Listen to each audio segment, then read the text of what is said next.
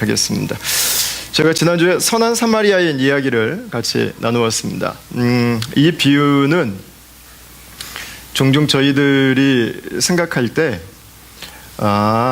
이 선한 사마리아인처럼 이웃을 사랑하라는 이야기구나 라고 우리가 잘 이해를 해요. 그래서 주님 오실 때까지 그리스도인은 착하게 살아야 되는 거구나, 어려운 사람이 있으면 도와야 되는 거구나, 이렇게 이해를 할 때가 있습니다. 근데 사실 그 내용이 물론 있습니다. 물론 있는데 그것은 예수님께서 그 비유를 말씀하셨던 많은 내용 중에 그냥 한 부분이었습니다. 만약에 가난한 사람들, 약한 사람들, 고통당하는 사람들을 도와라 라고 하는 그 메시지가 메인이었다면 아마 강도 만난 사람이 사마리아인이 됐으면 딱 좋았을 거예요. 그리고 고쳐준 사람은 유대인의 종교나 정부 관리가 아니라 그냥 평범한 농부나 어부나 소시민 중에서 누군가가 지나가면서 만약에 그 일을 했다면 도와주라는 말씀이구나, 나에게 있는 것을 나누라는 말씀이구나, 아마 그렇게 이해할 수 있을 거예요. 근데 사실 이 본문은 그것보다는 유대인이었던 율법학자의 그 관점에서 듣는다면 사실 조금 더 이거 어떻게 표현을 좀 하면 좋을까요? 좀 충격적인 그런 비유입니다. 그냥 착하게 살아야 된다, 돕고 살아야 된다, 나누고 살아야 된다가 아닙니다. 이걸 유대인의 눈으로, 율법학자의 눈으로 이해를 하기 위해서 제가 다른 예를 좀 하나 들어보겠습니다. 한 독일 사람이 히틀러를 지지하는 정치 집회에 참석하기 위해서 베를린에서 프랑크푸르트로 내려가고 있었습니다. 근데 라이프치히를 지나갈 때 강도를 만났어요. 차는 파손되고 린치를 당하고, 그리고 가지고 있는 것은 다 빼앗겨 버렸습니다. 그때 그 사람이 길에 쓰러져서 죽어가고 있었습니다. 근데 나치의 한 관리가 지나갔어요. 지나가면서 생각하는 거예요. 저런 거는 불쌍한데 나 아니라도 도와줄 사람 많으니까, 나는 지금 당을 위해서 더 중요한 일을 해야 되니까 나는 지금은 도와줄 수가 없다고 그러고 지나가 버렸어요. 두 번째로 지나간 사람은 그 독일의 국교인 루터교회 목사였습니다. 루터교회 목사는 그 쓰러진 사람을 보면 생각했어요. 세상이 이렇게 악하구나, 인간의 죄가 이렇게 크구나, 어떻게 사람을 저렇게 만들 수 있을까. 그래서 자기는 예배 시간이 얼마 남지 않아서 그 사람 옆을 예배 시간을 섬겨야 되는 목사의 직분을 감당하기 위해서 지나가 버렸습니다. 근데 마침 그때 그 사람 옆에 한 유대인이 지나갔습니다. 근데 이 유대인은 별반 괜찮은 차가 없었어요. 근데 가까운 곳에 있는 유대인들만 모여 사는 그 게토 자기의 마을에 이 사람을 업고서 그 마을까지 갔습니다. 그리고 자신의 동네 사람들을 모아서 그들에게 부탁했어요. 나는 지금 아우슈비츠로 가고 있는, 잡혀서 끌려가고 있는데 가족들을 구하기 위해서 길을 떠나야 되니까 이 사람을 제발 좀 치료해 달라고. 내가 만약에 이 사람을 치료한 것에 대해서 돈이 더 들면 내가 더 지불하겠다고. 여러분, 그 얘기예요. 그 얘기. 그 얘기를 지금 예수님이 독일 사람한테 하고 있다고 생각하시면 되는 거예요. 미국의 흑인과 백인의 그 격렬한 차별을 우리가 이해한다면 사실 이 본문은 훨씬 더 우리에게 와닿을 수 있습니다. 남아프리카 공화국에서 진행됐던 흑백 그 차별이, 여러분 사실 이 본문은 그 눈으로 봐야 돼요. 그 눈으로. 호주 안에 있는 이 원주민들과 이 백인들 안에 있는 그 갈등들, 그 아픔의 역사들, 그걸 담고 있는 것입니다. 예수님께서 이 사마리아인을 꺼내신 이유는 뭐겠어요? 내가 이웃을 충분히 사랑하고 있다고 자신만만해하는 그 유대인 율법학자에게 당신이 사랑하는 이웃이, 사마리아인은 사실은 유대인들과는 피가 반절은 섞였잖아요. 아시리아에서 아시리아인들을 강제 이주시켰는데 거의 10,000명이 안 되는 숫자였어요. 그 여전히 유대인들의 피가 훨씬 더 사실은 많은 사람들이에요. 너와 피가 그렇게 많이 섞여 있는 혈통을 주장하는 너희들이 사마리아인들, 너희와 가장 가까이 있는 이 이웃에 대해서는 어떻게 생각하고 있는지에 대해 예수님은 지금 정신이 번쩍 나게 해주고 계신 것입니다.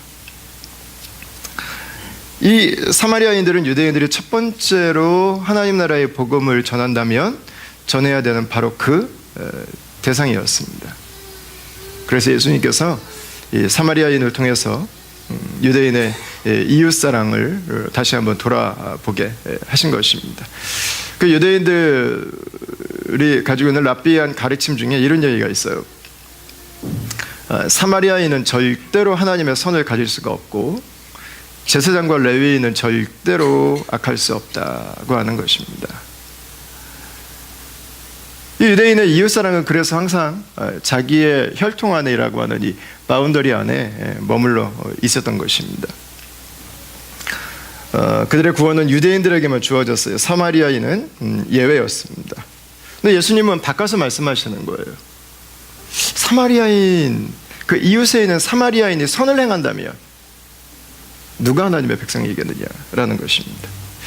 그래서 예수님께서 이렇게 말씀하고 계신 이유는요, 이제 사마리아인들도 하나님의 백성이 될 수 있다고 하는 그 가능성이 열렸기 때문에 그렇습니다. 자, 우리 지난주 본문을 좀 다시 한번 보시죠. 27절입니다. 같이 한번 읽겠습니다. 시작.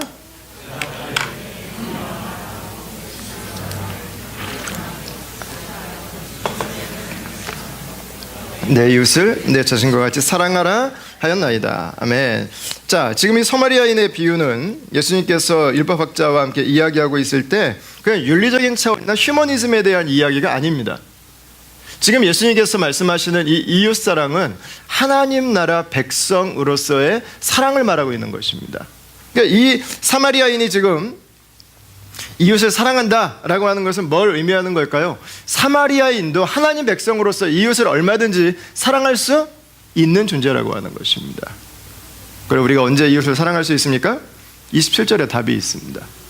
이 말씀은 우리가 볼 때마다 마음에 좀 부담이 되는 말씀 중에 하나입니다.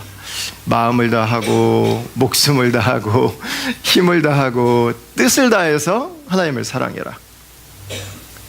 여러분 그렇게 사랑하고 계세요? 그 정도로? 이웃을 내 목숨같이 사랑하고 계십니까? 이 말씀은 우리에게 굉장히 좀 부담이 될 수 있는 말씀이거든요. 근데 이렇게 사랑할 수 있다고 하는 것입니다. 언제? 자, 보편론적인 의미로 사랑은 누가 합니까? 사랑을 많이 받아본 사람들이 합니다. 이건 거의 정석인 것 같아요. 이게 보면 여러 나라 다니면서 아이들 이렇게 허그해 주면은요, 사랑받고 자란 아이와 그렇지 않은 아이가 확연히 구분돼요. 이게 많이 안겨본 아이는요, 와서 그냥 착 달라붙어요. 정말 거머리처럼 달라붙어요, 와서. 근데 안겨보지 않은 아이들은요, 목석 같아요. 이게 앉지를 못해요. 사랑은 받아본 사람이 해요.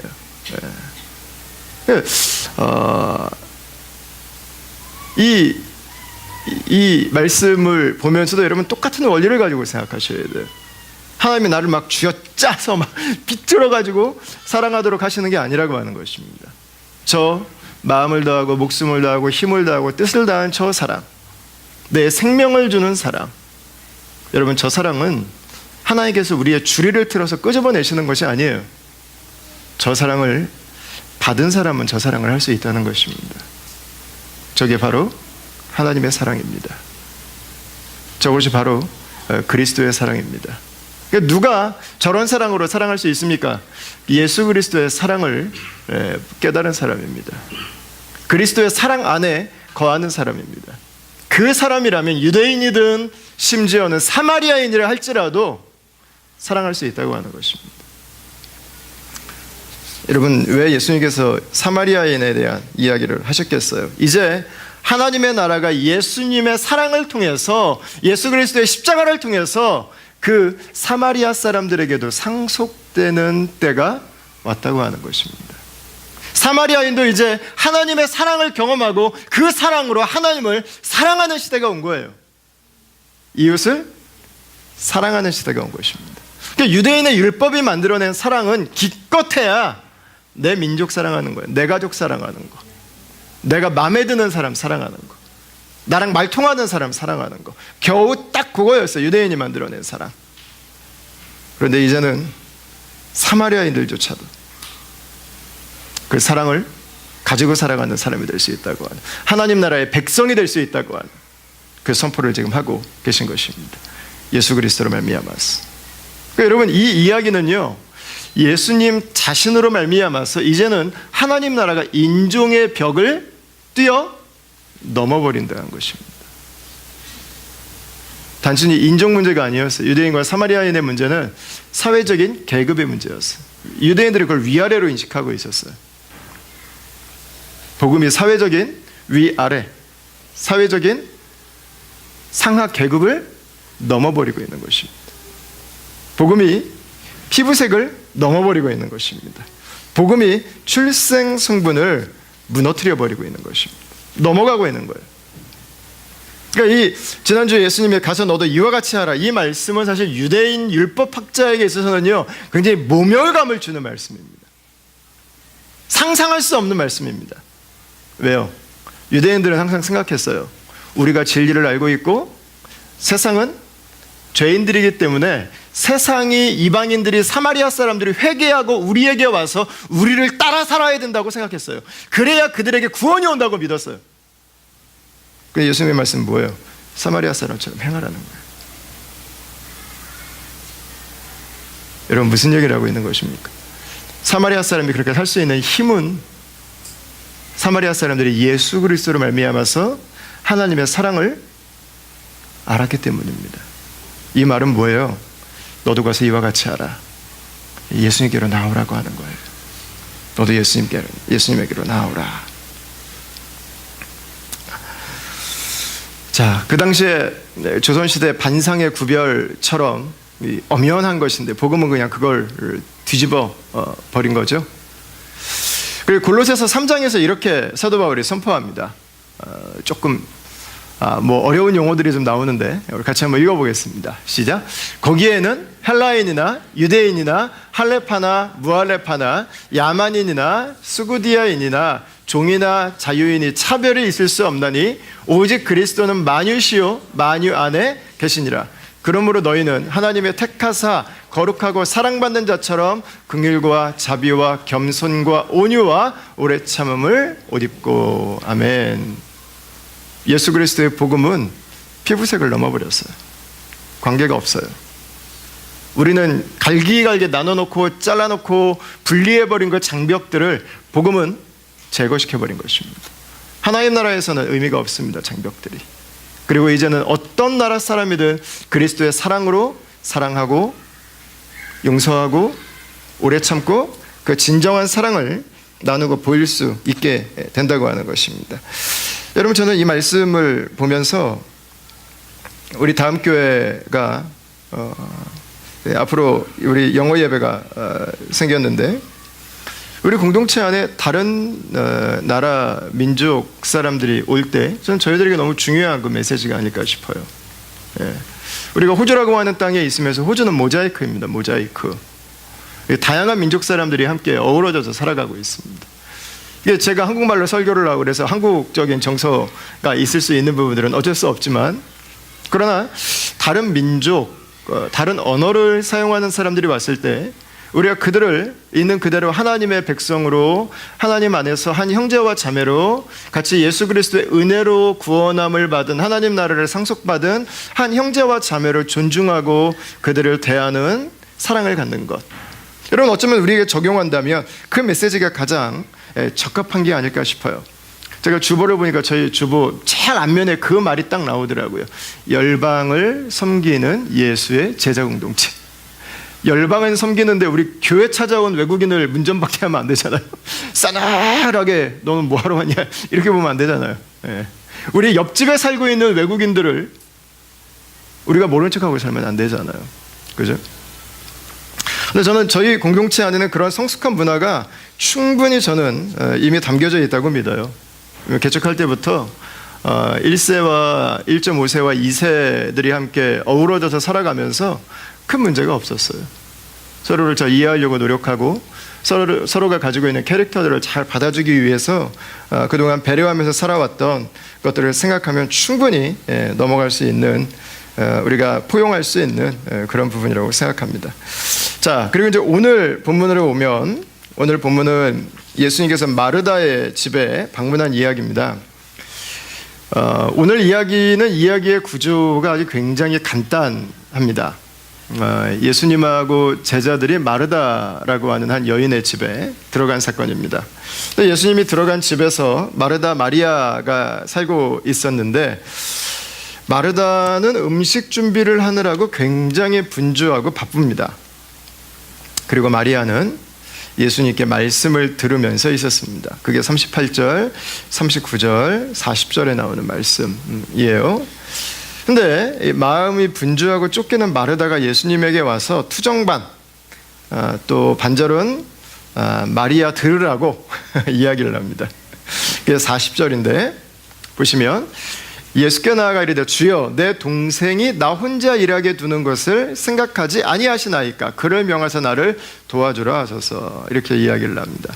이게 좀 말이 좀 당혹스러운데요, 이 표현은 우리가 좀 두 가지를 생각하면서 이해해야 됩니다. 첫 번째는 나사로와 마르다, 마리아 이 세 남매의 집은 굉장히 예수님과 친한 집이었다고 하는 거예요. 그러니까 편한 집이었어요. 우리가 건강한 가정에는 항상 두 가지가 통해야 돼요. 첫 번째는 투정이 통해야 돼요. 투정을 만약에 혼으로 바꾸면 상처를 받죠. 투정은 하고 그냥 지나가면 되는 거죠. 또 하나 이제 통해야 되는 게 조크가 통해야 돼요.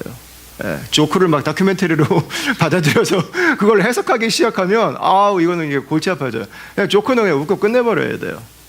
건강한 가정에는요, 두 가지가 있어요. 투정할 수 있고, 조크하고, 웃을 수 있고, 그냥 투정하는 거예요. 투정하는 거. 친하기 때문에 가능한 것입니다. 두 번째는 이 마르다가 처해 있는 위치입니다. 오늘 본문에 보면 이 집이 마르다의 집이라고 정확하게 나오고 있어요. 마르다의 집이라. 이 고대 근동 문화에서는요, 그 집의 주인 여자는 손님이 올 때 의무를 가졌습니다. 그러니까 이거를 짐이라고 생각하지 않고요, 그냥 그 당시 문화에서는 당연하게 생각했어요. 누구나 그렇게 했어요. 이게 조금도 푸시되거나 어려운 문제가 아니라, 우리 집에 손님이 오면 그 손님을 절대로 굶겨서 보내서는 안 됐어요. 그래서 손님을 접대하는 것은 그 주인집 여자에게 있어서는 아주 기본 중에 기본이고 상식 중에 상식이었습니다. 근데 여기서 이제 문제가 발생해요. 자, 그러니까 우리가 이 본문을 읽을 때, 그 마르다가 어떻게 집에 예수님 한 분 오셨는데 이렇게 바쁘지? 너무 좋아하는, 너무 크신 분이 와가지고 잘 섬겨드리고 싶었나? 그 생각을 했어요. 근데 여러분, 오늘 본문을 38절 말씀을 보실 때, 38절 말씀이 한글로는 이 예수님이 마을에 들어가셨다고 그랬는데요, 이걸 영어로 만약에 보시면은요, 예수님만 그 집에 들어가신 게 아니에요. Jesus and his disciples 그랬어요. 예수님 제자 몇 명이죠? 12명. 예수님까지 한 몇 명 들어갔습니까? 13. 남자만 13명이 지금 그 집 들어간 거예요. 여러분들이 만약에 주인집 아주머니나 한번 남편이라고 생각해 보세요. 그냥 한 명만 찾아오면 먹는 거에다가 반찬 하나 더 해서 숟가락 하나 더 얹으면 되잖아요. 이렇게 말하면 좀 기분 나빠하시더라고요, 저분들은. 아니라고 하시더라고요. 근데 자그마치 남자가 13명이 온 거예요. 남자가 13명. 이거는 빵만 구워도, 그 레바니즈 빵만 구워도 이거는 땀 나는 상황이에요, 지금. 이 머리가 지금 복잡한 거죠. 이거 자르고, 이거 얹혀놓고, 이거 익히고, 이거 씻고, 지금 이 머릿속에 이 지금 프로세스가 지금 초 단위로 움직이는 진땀 나는 그런 상황인 거죠. 그걸 생각하면 마르다의 조급함이 우리가 이해가 돼요. 자, 마르다가 이제 예수님에게 가서 이야기를 하죠. 마리아에게 가서 언니를 좀 도와주라고 좀 말해주세요, 예수님. 그 얘기입니다. 근데 예수님 반응이 좀 의아스럽습니다. 좀 어떻게 보면 좀 무안하기도 해요. 41절하고 42절 말씀인데 같이 한번 읽어보겠습니다. 시작. 주께서 대답하여 이르시되 마르다야 마르다야, 내가 많은 일로 염려하고 근심하나 몇 가지만 하든지 혹은 한 가지만이라도 족하니라. 마리아는 이 좋은 편을 택하였으니 빼앗기지 아니하리라 하시니라. 아멘. 예수님은 마리아를 칭찬하셨어요. 좋은 편을 택했다. 이 마르다의 예상과 어긋났습니다. 이게 지금 아닌데, 지금 마리아가 지금 저기 있어야 되는 게 아닌데 말이죠. 그리고 예상치 않게 마르다에게 조언을 합니다. 이 본문은 사실 그 해석이 여러 가지가 있습니다. 찰스 윈돌 같은 분은 이 본문을 주석해가면서 이것을 사람의 그 성향의 차이로 분석을 해가셨어요. 그러니까 마르다는 타스크 오리엔티드된 여자다. 그리고 마리아는 사람, 그 퍼스널 오리엔티드된 사람이다. 그러니까 이 둘의 차이를 가지고 둘 사람이 성향이 다르기 때문에 이렇게 다른 모습으로 나타날 수 있는 것이다 라고 하는 쪽에 포커스를 맞췄어요. 그래 또 바클레이를 보니까 바클레이는 이걸 예수님에 대한 배려의 차원에서 이 본문을 이해를 했어요. 뭐냐면 지금 예수님이 가시는 걸음은 십자가를 결단하고 마음의 무거움을 가지고 가고 있다는 거예요. 그래서 예수님이 지금 뭘 원하겠냐는 거예요. 예수님은 지금 조금 쉬고 싶다는 거예요.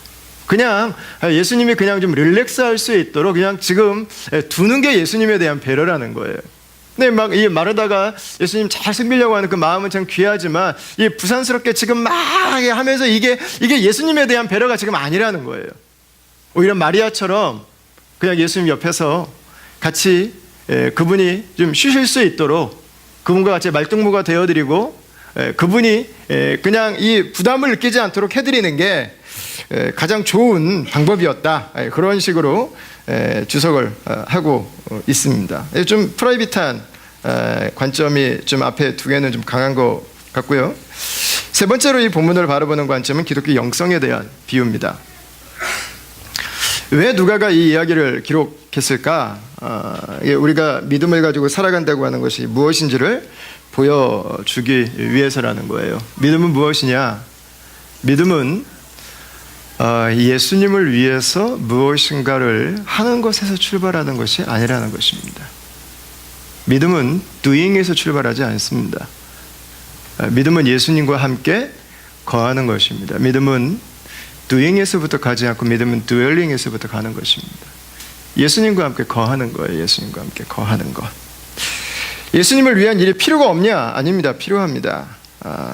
근데 예수님을 위한 일보다 예수님 그분이 더 중요한가라는 것입니다. 예수님 그분의 말씀이 더 중요한가라는 것입니다.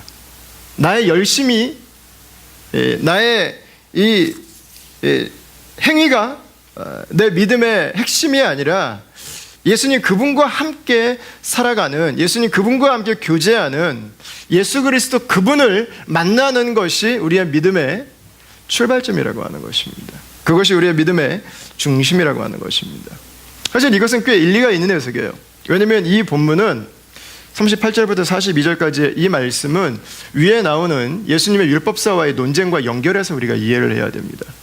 유대인들은 율법을 지키는 것이 구원의 길이라고 생각했습니다. 그런데 사실은 우리가 믿음을 가지고 있으면서 이게 그리스도인들에게도 연결될 수가 있어요. 나의 사역이, 나의 열심이, 내가 하는 그 일들이 나의 구원과 연결될 수 있다고 믿는 것입니다. 내가 이 정도 했으니까 그 열심에 대한 만족감으로 내가 하나님의 자녀된 그 확신을 얻으려고 하는 그 정서들이 우리 안에 다분히 있다고 하는 것입니다. 제가 보니까 한국의 이 문화는 부지런하잖아요. 한국 분들이. 그죠? 이게 꼭 나쁜 게 아니라 정말 부지런해요. 한국 분들은. 이 부지런해서 오는 부분도 좀 있는 것 같아요. 천성적으로 게으르지를 못해가지고. 율법이 사역으로 바뀐 거죠. 율법학자가 율법 지켜서 하나님 기쁘게 하고 하나님 나라 물려받을 자격이 있다고 믿는 것처럼 우리도 예수님을 위해서 우리가 무엇인가 열심히 하고 그 열심으로 우리가 하나님 나라를 물려받은 하나님 백성 됐다고 하는 거 확신의 증거로 생각할 수 있다고 하는 것입니다. 여러분 당연히 사역은 중요한 것이죠. 둘 다 중요합니다. 사실은 둘 다. 그죠? 우리의 내적인 주님과의 교제, 주님과의 관계, 그리스도 중심으로 함께 살아가는 우리의 그 주님과의 관계도 중요하고요. 동시에 주님을 섬기는 것도 중요합니다. 그러나 둘 사이에서 프라이어리티는 분명합니다. 그것은 예수 그리스도 그분이 우리의 첫 번째 초점이어야 된다고 하는 것입니다. 그러니까 재미있는 게 예수님에게 초점을 맞추면 맞출수록 일이 자꾸 많아져요. 그건 분명히 맞아요.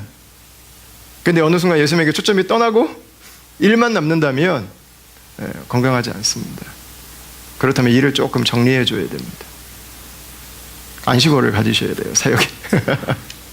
조금 쉬셔야 돼요. 그리고 다시 예수님에게 나와서 회복할 수 있는 시간들을 가지십시오. 예배에 집중하고 기도하기 위해서도 힘쓰고 큐티하면서 주님과의 교제를 더 깊이 쌓아가십시오. 예배와 묵상과 기도가 없는 사역, 예수님이 없는 사역, 그건 마르다가 정석을 보여줍니다. 정석이에요. 아주 정석. 오늘 40절 말씀부터 보면 쭉 나와. 열심히 하면 하는데 예수님이 없어요. 어떻습니까? 분노가 쌓입니다. 서운해요. 뭔가 자꾸 막. 나는 열심히 하려고 하는데 남들은 막 안 도와주는 것 같아요. 지금 좀 아쉬워요. 내가 사역을 하면 할수록 내 마음에 쓴마음이 남습니다. 이게 더 거칠어집니다. 사람들과의 충돌이 생겨요. 갈등을 만들어냅니다. 마르다는 바쁜 중에 예수님에게로 찾아갑니다. 예수님을 바라봅니다. 예수님과 대화를 나눕니다. 너무 좋았어요. 너무 좋았어. 근데 대화 나누는 내용이 너무 안타깝습니다. 그를 명하사 나를 도와주러 하소서. 여러분, 마르다는 바쁜 중에 예수님께로 갔어요. 근데 예수님 쳐다보고 하는 말은 뭐냐면 일에 대한 이야기. 일에 대한 이야기. 주님과 간신히 눈이 마주쳤는데, 간신히 예배하러 한번 왔는데, 간신히 큐티하기 위해서 마음 한번 잡았는데 일 얘기밖에 안 나오는 거예요. 일 얘기밖에. 예수님을 만나도 일, 예수님을 떠나도 일, 일이 나를 장악해버리고 있는 것입니다. 여러분, 이 마르다의 대화 속에 나와 예수님이 없어요. 나와 예수님이. 예수님과의 대화에는 일과 다른 사람만 있습니다. 여러분, 이것은요, 오늘의 관계심리학으로 본다고 하더라도 이건 병등관계입니다. 부부가 대화를 나누는데 오직 하는 이야기가 일과 다른 사람에 대한 것들이다. 이건 병등관계입니다. 건강한 부부는 나와 너가 있어요. 우리가 있어요. 굳이 말을 많이 하지 않아도 함께 있는 그 시간을 즐기고 누릴 줄 아는 것입니다. 여러분, 마르다는 예수님과의 속삭임이 없어요. 바라봄이 없어요. 함께 있는 그 시간을 보내는 그 관계에 친밀감이 없어요. 명령과 일방적인 권고만 남아 있습니다.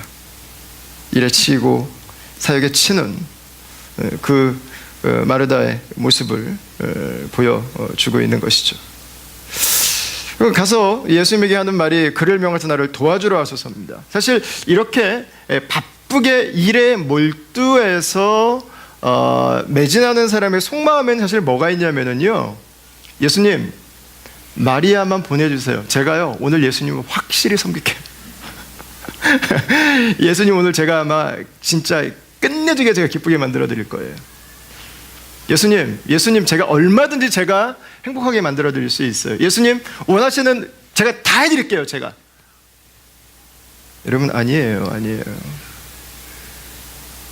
예수님에게 우리의 섬김이 필요한 게 아니라 마르다에게 예수님이 필요한 거예요. 뭔가를 지금 잘못 잡고 있는 거예요. 내가 예수님을 만족시켜주는 게 아닙니다, 여러분. 내가 무엇인가를 해서 예수님을 기쁘시게 해드릴 수 있는 게 아니에요. 우리의 행함으로 하나님을 만족시켜 드릴 수 있는 것이 아니에요. 예수 그리스도 그분으로 우리가 만족을 얻는 것이죠. 그리스도 그분으로 우리가 쉼을 얻는 것이죠. 그리스도 그분으로 우리가 즐거워하는 것이죠. 그리스도 그분으로 우리의 무거운 멍에가 쉼을 얻는 거예요. 내려놓음을 받는 거죠. 그러니까 예수님의 관심은 달라요. 예수님에서 더 많은 일을 하기 위해서 마리아까지 일로 지금 엮이려고 하는데, 예수님은 마지막 절에 보시면 이렇게 말씀하고 있죠. 42절에 몇 가지만 하든지 혹은 한 가지만이라도 족하니라 그랬어요. 한 가지. 예수님은 더 많은 일이 아니라 원띵에 관심이 있어요. 원띵. 여러분, 그 원띵이 뭘까요? 원띵. 그 원띵은 예수님과 함께 있는 것입니다. 예수님과 함께 있는 것. 지금 예수님에게 마르다가 필요한 것보다 마르다에게 예수님이 더 필요합니다. 마르다에게는 지금 원띵이 없어요. 다른 많은 것들은 있는데 가장 중요한 원띵이 없어요. 예수님, 그분이 내 삶에 없어요. 그분을 위한 일도 있고, 그분을 향한 내 마음도 있고, 그분을 향한 내 열정도 있고, 그분을 향한 내 헌신도 있는데 그분이 없어요. 아니, 예수님은 그걸 원하시지 않아요. 예수님은 우리가 예수님, 그분, 원띵 그분에게 나오기를 원하시는 것입니다. 믿음은 그거예요. 예수님을 즐거워하는 것, 예수님 그분을 기뻐하는 것, 예수님 그분을 만족하는 거예요. 그때 만족하며 섬겨요. 그때 웃으면서 섬겨요. 그때 양보하면서 섬겨요. 그때 지면서 섬겨요. 더 많은 일이 아니에요. 예수 그리스도, 그분을 내가 바라보고 있는가? 그분과 내가 속삭임이 있는가? 그분과 내가 밀월의 시간이 있는가? 그분과 나만의 저니가 있는가? 그것입니다. 그럼 내가 예수님을 중심으로 지금 예배하고 예수님 중심으로 살아가고 있는지, 아니면 예수님을 위한 일 중심으로 살아가고 있는지 어떻게 알 수 있을까? 뭐 여러분, 어렵지 않잖아요. 네?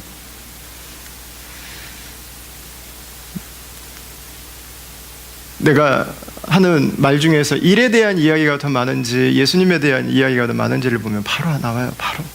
복잡하지도 않아요. 이거는 어렵지도 않아요. 내 생각이 일에 압도되어 있는지 예수님이 압도되어 있는지를 보면 이거는 바로 나오는 것입니다. 저는 이 메시지는 저희 공동체가 사역이 점점 늘어나면서 감당해야 되는 하중도 좀 커지고 다양해지고, 그러면서 우리 30대 좀 젊은 세대들이 같이 좀 더 뛰면 좋겠는데, 다 첫째 낳느라고 이제 기다리면 되겠지 했는데 이제 다 둘째 낳느라고 또 지금 교회 사역하려면 조금 더 기다려야 되는 지금 이제 지금 그나마 이제 섬기는 사람들도 이제 또 첫째 낳기 시작하면 또 다 또 뒤로 물러날 거 아니야 이제. 여러분, 저희에게도 너무 중요한 부분인 것 같아요. 해야 될 일들이 많지만 여러분, 저희들의 중심을 저희들이 놓치지 않았으면 좋겠어요. 많은 일이 아니라 원띵, 예수님을 즐거워하는 것, 그분을 구하는 삶, 그분과 함께 살아가는 삶, 그분의 기쁨이 되는 삶, 그분과 함께 머무는 삶. 여러분, 그때 아이도 키울 수 있고, 그때 우리 공동체도 섬길 수 있고, 그때 이 사회에도 하나님이 우리에게 주신 부르심을 따라서 섬길 수 있게 되는 것이죠. 여러분, 우리 예수님 중심으로 살길 바랍니다. 예. 그래서 사실 이 본문은 그럼 이게 메인일까? 사실은 한 가지가 더 있습니다. 진짜 중요한 건 아직 나오지 않았습니다.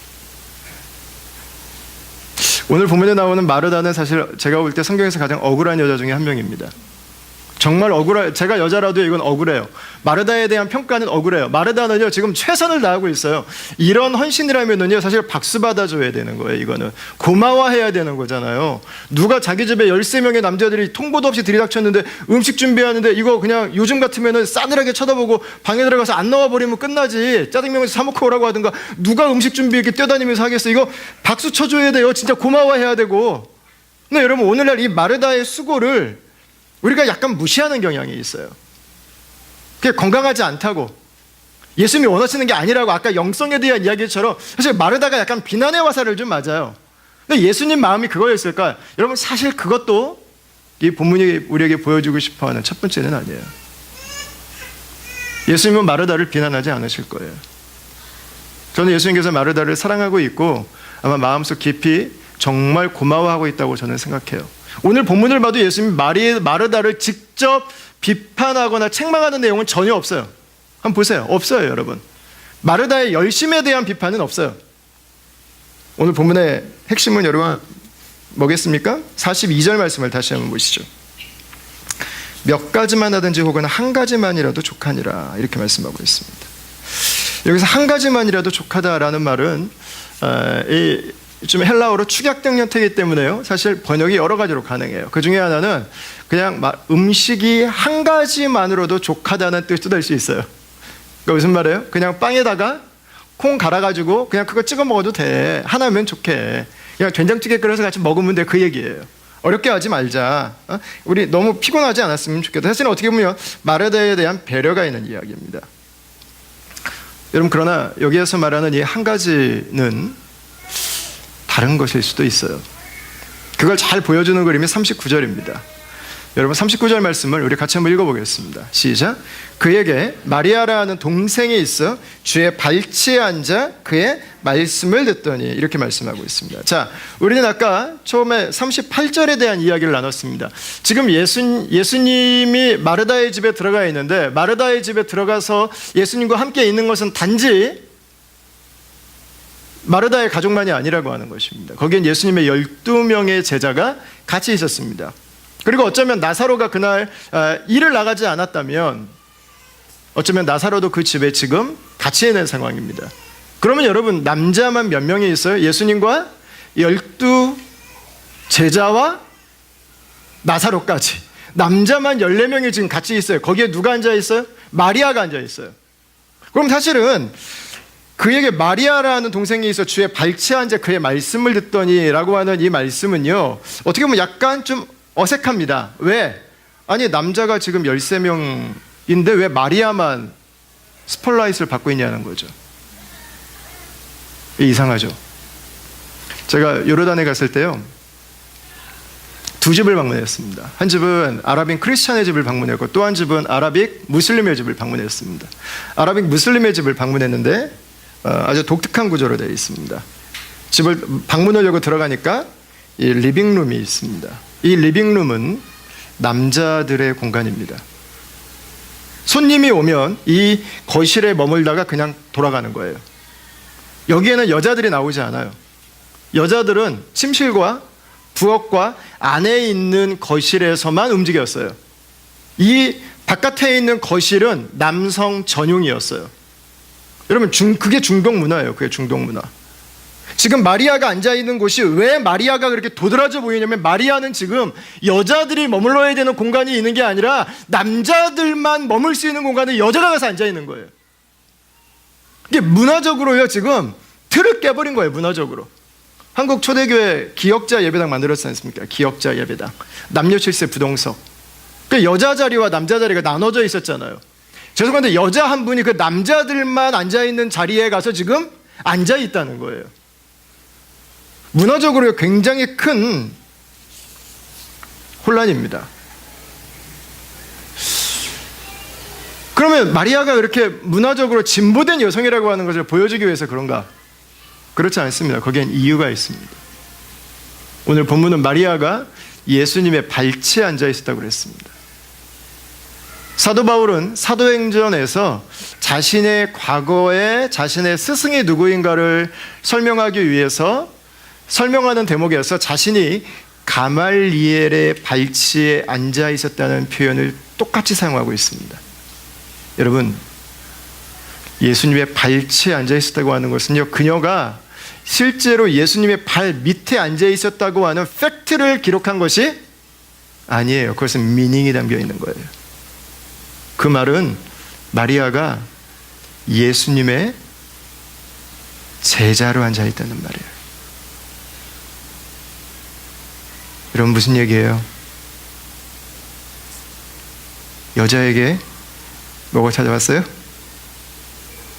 하나님의 나라의 상속자의 축복이 찾아온 거예요. 전통적으로 여자는 누굽니까? 여자들은 주방에 있는 사람들입니다. 주방에 있는 사람. 마리아는 그 틀을 깨버리고 있는 거예요. 아니요.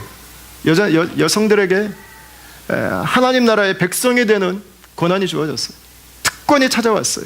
유대인 남자만이 아니라 사마리아인만이 아니라 이젠 여성들이 자신들의 숙명이라고 받아들였던 그 삶에서부터 예수님의 제자가 되고 하나님 나라의 백성이 되고, 말씀을 배운다고 하는 건 뭐예요? 랍비가 되기 위해 준비하고 있는 거예요. 말씀을 나누고 가르치는 그 예수님의 제자로 지금 준비되고 있는 것입니다. 여러분, 저는 오늘 이 말씀을 오해하지 않았으면 좋겠습니다. 마치 이게 마리아가 보여주는 이 파격적인 성향이 그녀의 진보적인 것처럼 보이는 행동이 오해를 하지 않았으면 좋겠어요.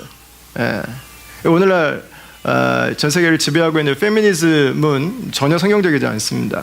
이게 마치 이슬람권에서 한 여성이 예수님을 만나고 히잡을 찢어버리는 퍼포먼스를 한다고 한다면 그 여인은 지혜롭기보다 굉장히 어리석은 여인이 될 것입니다. 성경은 그런 식으로 해서 문화를 무시하거나 깨트리거나 의도적으로 더 충격적인 방법으로 가지 않습니다. 오늘 본문에서 말해주고 싶은 건 뭐냐면, 이 마리아가 가지고 있는 문화에 대한 극단적인 성향이 아니라 하나님 나라의 극단성에 대한 이야기입니다. 하나님의 은혜의 파격성에 대한 이야기예요. 하나님의 사랑의 놀라움에 대한 이야기를 지금 기록하고 있는 것입니다. 여성들에게도 하나님의 나라가 찾아왔습니다. 여성들이 아들을 낳지 않아도 하나님 나라의 백성이 되는 시대가 온 것입니다.